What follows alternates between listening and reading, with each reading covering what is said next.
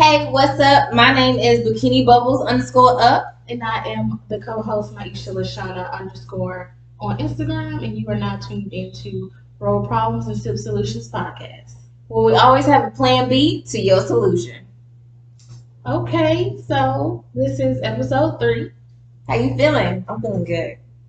How you feeling? I'm feeling good. Episode 3. Being consistent. Just need to put out more content. Right. But we're ready. We're here for you. So you need to like, comment, and subscribe to our channel. When we talk about different things from life to cars to future. We just gonna be talking about just everyday conversation, like girl talk, basically. Yeah. That's what we're all. Everything in this realm. So it's been a week, well, actually 2 since we recorded our last video. And so how have you been? I've been good. I just came back from Las Vegas and everything. We went on our anniversary trip. I was really just going to work and everything. Going to work from Tuesday to Saturday is such a horrible schedule, but I'm pushing through it. It's going to. That's why I had to take this vacation. You always need a mental health day or two or three. Just don't be going to work. That's the mental health days. Right. Sometimes you just need to just lay in the bed. Yes, of course. How was your week? 2 weeks. My 2 weeks was a little up and down, but for the most part, it was pretty good. I didn't do too much, just focused on getting back in the gym about 3 days a week. And, I had made some, make some beet juice. I tried to make beet juice because it's good for a lot of healthy things, So we're trying to be healthy this summer. Yeah. Skin glowing, all that. Going out and drinking your water. Of course. So I've been, back in the gym and doing my thing with that. But I was also scrolling on Instagram, and I had seen this post with Jayda. Y'all know Jayda Wayda, more Jayda, whatever y'all want to call her. Yeah. This is, our Hear Me Out segment. And I wanted to, go into a little bit of what she was talking about. She had posted something, I think it was on her live on Instagram. Mm-hmm. And she was just saying how men today don't respect or appreciate women today how they did in the 80s or the 90s. Yeah. So I guess, I'm going to say my part, but I want to know, like, what do you think about that? Yeah, so really, I feel the same way sometimes because men really don't think about us anymore. They don't really think about what we need, or besides just having the house and having the bills paid. A lot of times they think that they really don't have to chase us anymore. It's just Netflix and chilling. That's it nowadays. Ain't no more courting each other. There's no more, going out on dates the first time and everything like that. Men don't want to do that no more. They just want to do Netflix and chill. Go ahead and come to my house. We'll pop some popcorn or not even do that. And then just start to get to the business. And all of a sudden, y'all in a relationship without even asking anything. One day you just living there. You got Courtney. Yeah, so when she got on live, there was a lot of comments under what she said, because I always, like, every time I go on Instagram, I always go to the comment section because it's very juicy. Especially when you having a topic of discussion on social media, I always go to the comments just to be nosy. Yeah. But the comment section was more so saying, they want to get on her podcast, they want to go more in depth, but we can go more in depth here. So my take on that was, she said men don't respect or appreciate women today. I feel her on that aspect of it. I also feel like when it comes to women today, they followed a trend. Mm-hmm. So I feel like a lot of men may feel like they don't want a woman who follows. They want a woman who leads, just like how we want a man that leads. Yeah. So I can get what she's saying because in the 90s, I mean, of course we were born in the 90s, but as we got older, we start listening to 90s music in the early 2000s, and we were brought up on that type of music, and the lyrics to those songs were more affectionate and caring towards women instead of today it's just bitches and hoes. And that's what men today are growing up on, far as because you are what you listen to, you are what you surround yourself with. So I also feel like what she was coming from with that is, men back then were more nicer and sweeter and more like thoughtful. Worship the ground that a woman walks on versus now it's just like, okay, I don't want any deals with you except for sex. Like if I'm paying your bills or I'm doing this for you, then like you just said, all I need in return is this, and that's all I really need from you. Right. But also I do feel like with women today, it's also a thing where everybody want to look the same. Yeah. Everybody want to follow this trend of looking how like the next woman.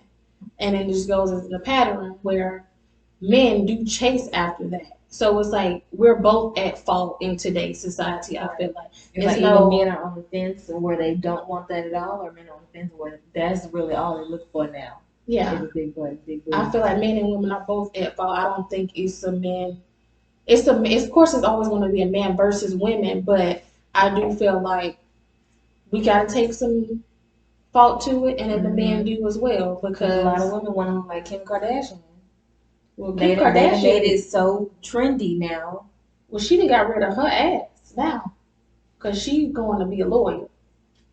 But like you said, a lot of that one body, because back in the 90s, everybody had petite, small bodies. Yeah. Everybody now want to be thick with a big ass, wavy, like Coke bottle shape. So I feel like men don't worship that because men aren't seeking that. I don't feel like. I mean, not all men, but some men are seeking that.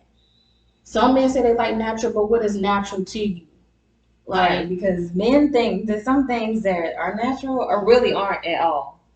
Because, like, if I'm sitting here with my nails not done or my toes not done, you're not going to like that. You're going to think I'm dirty. So you don't really like natural. You don't really like natural. And that's why I feel like she was coming from with how they don't worship us. I feel like nowadays, we have so many standards that we have to keep up with that y'all just think that we're not worthy enough if we don't keep up with the standards that you put onto us. Yeah. Because, back in the 90s, they were, like I said, they were petite.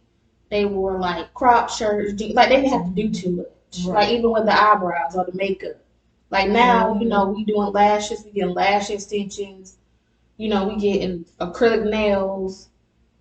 And I'm like, times have changed. And I feel like it had to be a person to come in and do that for everybody to follow that trend. So I feel like it's a society type of thing. Like you see one thing and you do another.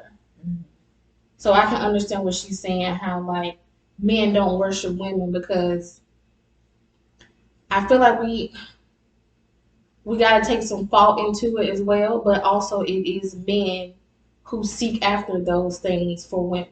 Because you're not going to go after a woman who did look like someone in the 90s. You may say that, but come on, men today, they looking at ass, and like I said, like even with me, when I'm wearing my weaves, I get approached differently versus if me wearing my natural. And I've noticed that. Like I get respected more if I have weave in my head versus if I have natural hair, I'm not approached or I'm not approachable. Yeah, I'm not respected in that aspect. So I can see where she was coming from with that. I don't feel like men worship us, but are we giving the men something to worship? Yeah. That's true. I'm like that. Because that is true. Like how you really realize about how men treat us. So what I also want to bring up with us is, like I said, I came back from a trip. And there's always a debate about girls' trips versus guys' trips and everything like that. do you think that you are just as okay with your significant other going on a trip and being okay with him being with his friends, and also him being okay with you going out with your friends on a girls trip for a couple of days? What's your take on that? My take on that is I'm perfectly fine with him going on the guys trip. I mean, if me and my girls go on the trip, you know what we're going on a trip to do. You know, we know the boundaries and we know all that type of stuff. I don't really look into it that much. I feel like men look into it a little bit more than us women because they just go there to go club. Men have their insecurities if they don't want to say that word. But I'm gonna say insecurities towards other men, not the specific, like not your significant other in that aspect. But I feel perfectly fine with the guys trip. I mean, everybody needs to disperse from your significant other, whoever you with, in order to get that space and that time that you need. Yeah. But like I said, trips are fine. Go on your trip. Just know your boundaries. It don't cross the line, and that's that. As long right, and I feel like with people, like, you can still be in a whole full group of girls, and then that be it, and then all be cool. We don't even have to really go anywhere. We can really just go somewhere with a nice view and a pool, and I'd be just fine with it. I would want to club. And, all right. So like you were saying, like I was saying, with the girls trips and the guys trips, I think the guys trips are very important. Also, men need to get out. You know, they don't always need to be caught up to their women all day, and we don't always need to be caught up to our men all day. I feel like we always need that space of, okay, I got a couple of days without you. Now I miss you really bad. Mm-hmm. Now we're gonna just keep our relationship going as it is. And I feel like girls trips are very mental health. Sometimes you need to just be with your friends and have fun and just not be wild, but just be carefree with your girls. So for you to bring that up, was that like a topic of discussion that you had, like with your significant other about girls and guys trips? Like, was it like a debate? Like, y'all do this and then y'all do this on the trip? Or yeah, like how I feel like there's always a conversation of what you and your significant other will do on each other's trips, because there have been trips that Shaquille has been on, and there could be trips that I would go on with my girls if I would want to. And I feel like we also need to have that conversation of, I need to know who he's gonna be going on a trip with and everything, and I'm pretty sure he would want to know who I'm going on a trip with, especially knowing that they're my friends. They probably already know him anyways, and I know his friends also, so it'll only be a case of everybody knowing their boundaries, knowing that he's with somebody. I say go on the trip. Of course. Go on the trip. It's fine. Go on the trip. Just, like I said, know yourself. That's it. That's all it is. So, I mean, I also want to get into this next topic, and it has been viral, kind of viral. Oh, it's been viral. It's been viral. It's been pretty viral. And it happened like a week ago. And this is we're gonna get into I don't give a sip segment. And this is, something I may have seen on social media that people didn't care for, or something we just don't care for. So I want to get into the controversy behind Kevin Samuels and his passing, and all of this. Boy, they being rude out there. They being ruthless. Okay, they saying this is all karma. Yeah, it's a lot of hate comments, but like you always have to understand, like, people will never forget what you said or what you did. I've read that, like, people will always remember how you made them feel. Yeah. So being how he made, more so black women feel, those are the ones that are speaking out about, basically how they're glad that he died. Why should we care that he passed? But I just gotta, as a human being, it's a human right for you to have living, like, breath in your body. Everybody does. it's just for me because, like I said, this man is a son. He's a father. So I couldn't sit here and drag him, even though I've watched his videos and I've seen the way he talks to women, and I don't appreciate it either. It's disrespectful. Some things I don't agree with. Some things, you know, he has his points or had his points.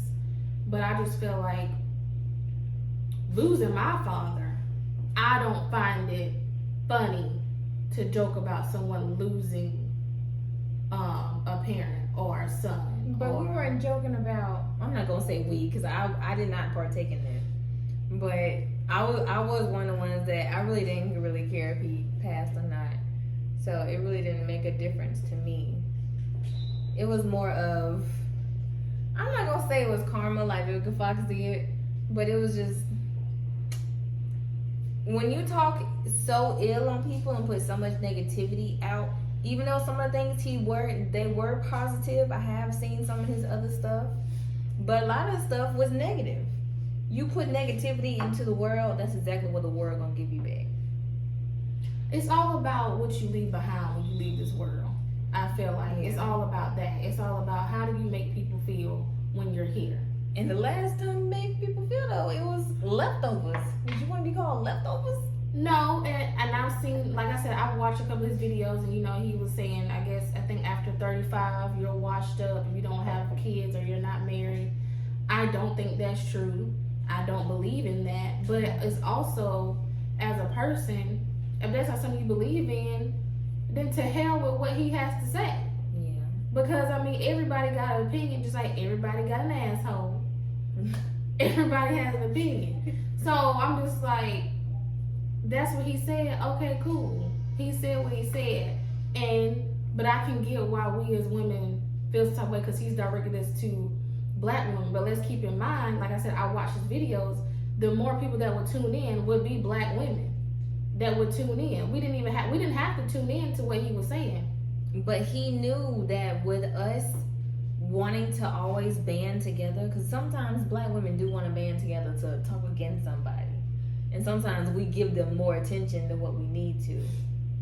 So I feel like that's what he was doing. He was trolling the black women, making those statements at the correct times so that he'd make sure that those are the ones that go viral. And then he got the backlash from it. So that made more people hate him than like him. Like I said, I'm not saying not to hate him. You feel how you feel. But I don't have no hate in my heart. I don't have hate in my heart either. I am a Christian woman.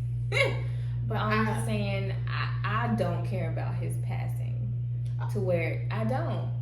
Because to me, if you're okay with talking to someone like that, to where even though you're being honest, there's always a way to, like you said, to talk to somebody.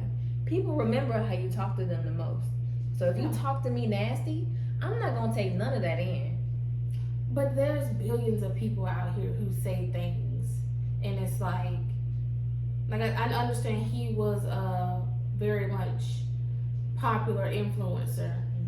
And, you know, he was at his peak. But like I said, I don't, maybe like I said, it's like a sensitive topic for me because like I said, that's somebody's father. And like I said earlier, so that's probably where my standpoint is with it. Because who are you to say this? Like, you're talking, when his children, even though they're probably our age, when they get online, they're going to hear them talking about his father in this way. Yes, you saw your father say this to women.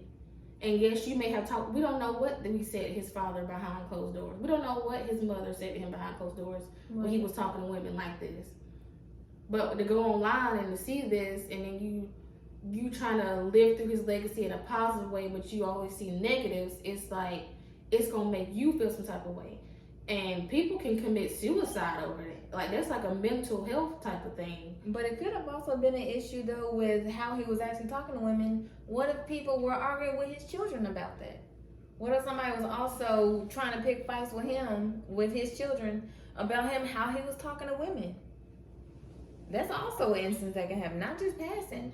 And they're not just saying, like, they're just so happy, like it's just something they're just so excited about. I feel like it's more of we're glad that they're not putting out that negativity into the world anymore. Because sometimes he was putting out more negativity than positivity into the black community for women. Like I said, I'm not agreeing with everything that he said. I'm not doing that. But on the sensitive side of it, like I said, when you die, there's no coming back from that. Yeah. I don't wish death on nobody. So, like I said, death it's been a surfacing thing in reality for me right now. So, like I said, I can't sit here and say I don't care about him passing. I wouldn't say it that way. It's just I didn't care for what he stood for. Yeah. When he was talking and saying these things to us as women. I would say that, but I wouldn't say I don't care about his passing because I don't know. Maybe, I don't know. I understand what you're saying. I could get drugged for this. I don't know. Like, I just can't sit here and say that. It's crazy. It is what it is. Sometimes that's just what it is. Sometimes you just gotta move on after life. Because, I mean, his family even found out on social media, so it's kind of like. But now they're asking for a GoFundMe, so now you're kind of looking for even more help from people that you know have so many opinions about you.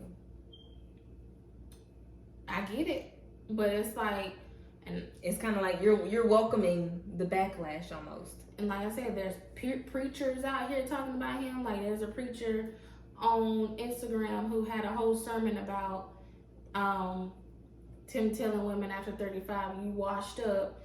But I mean, I don't think that was right. Let's be honest. These preachers ain't always out here doing the best of their ability. Okay, some of them need to be looked at too. From what I hear, he left his wife and his 3 kids. So the preacher? That's from what I've read. So yeah, I don't think you should be pointing the finger, especially being a preacher. Like, come on now. That shouldn't have been in your sermon. They always say, you point one finger at somebody else, there's 4 other ones pointing back at you. Like, that shouldn't even been in your sermon. I don't think that really shouldn't have. That has nothing to do with Christianity. It made me seem as if he wanted to get more attention. More attention to what he was trying to bring to the congregation, and then he brought Kevin Samuels into it. It's like, why would you bring controversy like that into the pulpit? It's not something you take into the church. I don't even want to get into church. Right. But that's true. That's another You don't bring that in church. I don't feel like that was necessary, to be honest. At all. You can leave that out. So, I think we need to go ahead and get into the problem of the week. So another instance of what we saw on Instagram was DaBaby and Dani Leigh situation. It's just been so much on social media. Right. So much tension nowadays. See, that's why I take breaks. That's why you need mental health days. Okay. Social media breaks. Take your mental health days. Take a day off of work. Ease your tension. Ease your stress. Too much stress is not good for the body. Use up that PTO if you got. Boy, I use mine. Yes, I use mine faithfully. Okay, but do it when you got enough, though. Don't do it when you don't got enough. I do it then too. But with this Dani Leigh and DaBaby situation, I heard most of the interview. It was really sad that he was trying to make her out to seem to be the side chick, and he was going back and forth with her. I really just think men live double lives. Men can live double lives so easily, and it really makes it crazy on how we not gullible to believe it, but it's so easy for us to want to believe somebody so bad, and then they just totally flip the switch on you, like it ain't nothing. And that's why you said, like, going to the problem of the week. That's why I was like, what triggers me? And when did you feel triggered? I feel like that kind of triggered me as a woman, because I'm like, what triggers me is when a man makes you believe that you and him are a package deal, and y'all are going to be in each other's lives, and y'all are going to have this commitment towards each other, and then he makes you out to be crazy. Mm-hmm. Like, we didn't have this conversation, and we didn't talk about this months on end, and we just had this baby out of nowhere. It's like, well, wait a minute. This ain't what the text messages say. This ain't what the phone calls. That's not what you told me last week. Exactly. To me, that is a problem. And then she had an interview. I don't remember the lady's name she interviewed with. Was it Gail? It wasn't Gail. It wasn't Gail. That's the other interview. We ain't talking about it. So, but yeah, she had an interview. It is. She had an interview and she was talking about, you know, she apologized for her yellow bone comment. She made me feel some type of way about that. And she also went on there and said, you know, I was never a side chick. He told me that we wanted to be a family, and that's what I believed. And like a couple months back, I'm pretty sure we all seen, you know, how on Instagram they were on live, and we basically saw everything unfold with the baby in the picture, the actual baby that they have together. And for me, I just feel like that was a little bit much for us to see. It was a bit disrespectful. Personally, for me, it was a problem because I would just pack, like, if you're on live and I have my child with me, I would have just packed my stuff and left. Yeah. Like, maybe she didn't have nowhere to go, because I feel like they were saying she didn't have nowhere to go at that moment, at that time. But she could have left and went anywhere, to a hotel or something. And people were saying that, but I'm like, at this time, Dani Leigh wasn't making no music, so we don't know what her finances were. Her brother was around somewhere. Like, I would have called somebody so quickly. I just feel like, to a certain extent, I do understand where she's coming from, of, you know, somebody telling you one thing and then switching around and telling you something completely different. But she saw the red flags. Them red flags was shining in her face, okay? They was shining bright as a diamond in her face. But you know how us as women, one flag turned into 8 flags, and we don't notice that very well. So I'm not gonna blame her, because we all been there as women. But to a certain extent, you're on the public. There are multiple people that told you. The baby mamas told you. He damn near told you himself in all of his goddamn songs. I'm sorry, but to a certain extent, when a man sings a song, or even when a woman sings songs, there's some, you know, intuitive into their songs and what they say. He's saying all this stuff about fucking all these people and doing his baby mama any type of way and stuff like that. He really do that stuff. She saw all the signs.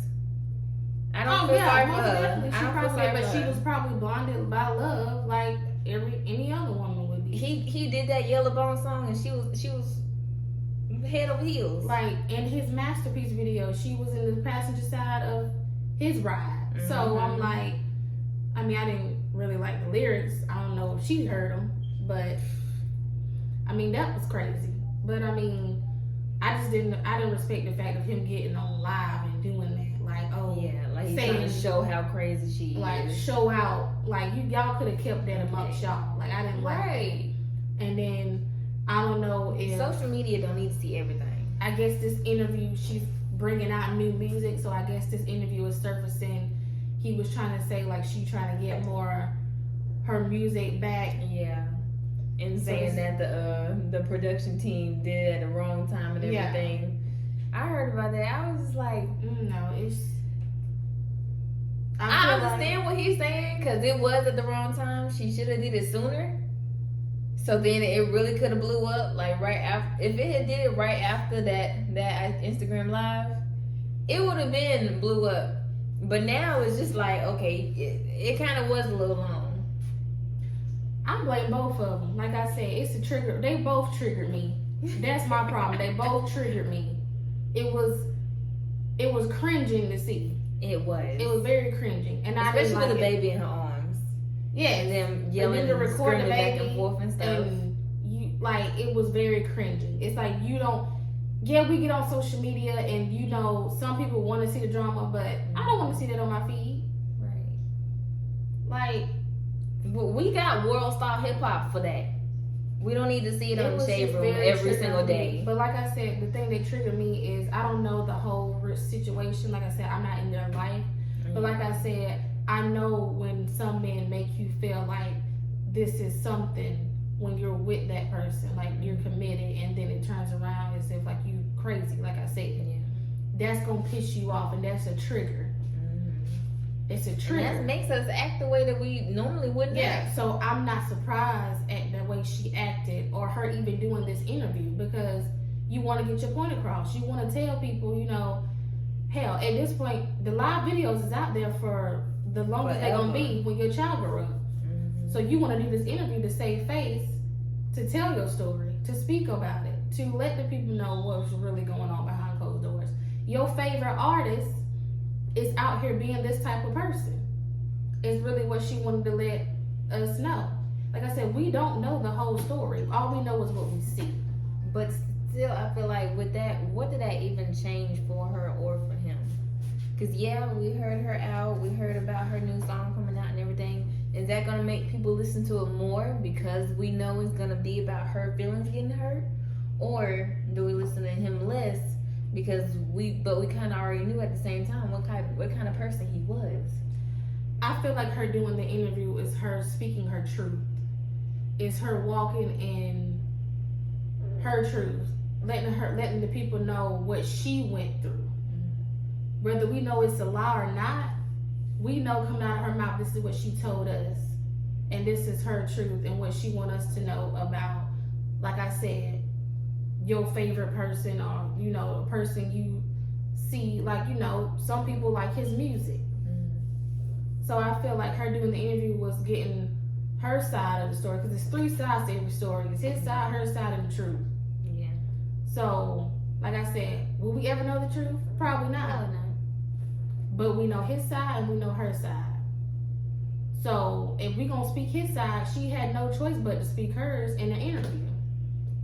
Because we all know when DaBaby get on interviews, men don't go in depth on the shit they've done to women. They just not. They say the reaction that they got from us, and then they say, "Oh, but I only did this, and that was it." No, it don't just be that. No, they not going in depth on. It'd be a whole list of other stuff after that or before that they did, but they only know that one thing that they did.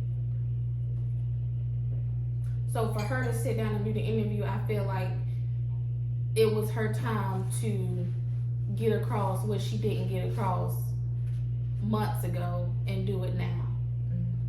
And hell, everybody does an interview about their relationship. So what's the difference with her, Dani Leigh, doing her interview? Or Dani Leigh, how you say her name? What's the difference? Everybody's doing interviews about their situations now. So if she want to do an interview, if she want to talk about what she been through with DaBaby, then so be it. Sometimes you need to talk about it to let that shit heal and grow from it. That's very true. You just need to vent it out so you can get it out of your mind finally. Get it off your chest. Well, I think that's the end of that. Oh, yeah. Like I said, problem.